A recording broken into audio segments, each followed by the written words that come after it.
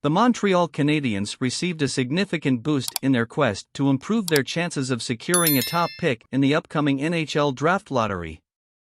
The Canadiens suffered a difficult loss to the Philadelphia Flyers in their previous game, which gave the Flyers a small 2-point advantage over Montreal. However, the Canadiens managed to turn things around in their latest game, securing a crucial victory that puts them in a more advantageous position. Montreal Canadiens general manager Kent Hughes made some interesting moves, including calling up Caden Primo from the Laval Rocket and insisting on Sean Farrell's NHL debut against the Flyers. Although it provided an opportunity to test the two youngsters against a weaker team, it also meant that the Canadiens fielded a weaker lineup on a back-to-back. Nevertheless, it worked out in their favor from a draft lottery perspective, as the loss created the necessary separation from their direct rivals. Currently, the only team trailing them is the Arizona Coyotes. The Montreal Canadiens are still in 28th place in the NHL standings with 66 points in 75 games. The Arizona Coyotes are following them closely in 27th place with 67 points in 75 games. The Canadiens face a tough schedule ahead, with games against the Florida Panthers, Boston Bruins, Carolina Hurricanes, and Toronto Maple Leafs. Meanwhile, the Arizona Coyotes have a somewhat easier schedule, facing the Anaheim Ducks, Vancouver Canucks, and San Jose Sharks. They also have 3 games against the Seattle Kraken.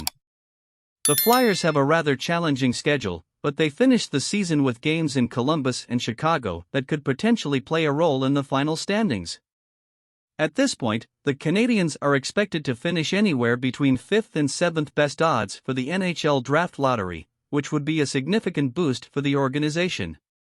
This is largely due to the surge up the standings by the Vancouver Canucks, who have been one of the hottest teams in the NHL since March. Climbing back to a .500 record with 74 points in 74 games, they're currently tied with the St. Louis Blues in points, but were edged out of 23rd place by tiebreaker. The Detroit Red Wings, who had a significant slide down the standings in March, also got an important win over the Pittsburgh Penguins on Tuesday night, putting them at 73 points in 73 games this season. In conclusion, the Canadiens' rival success has created an extra tier of teams in the bottom 10 of the NHL standings.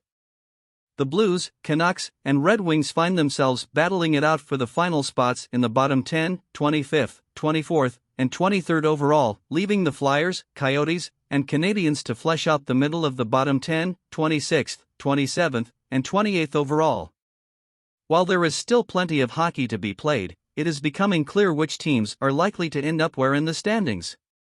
The Canadiens' victory has certainly improved their chances of securing a better spot in the NHL draft lottery, and it will be interesting to see how the remaining games play out for them and their rivals.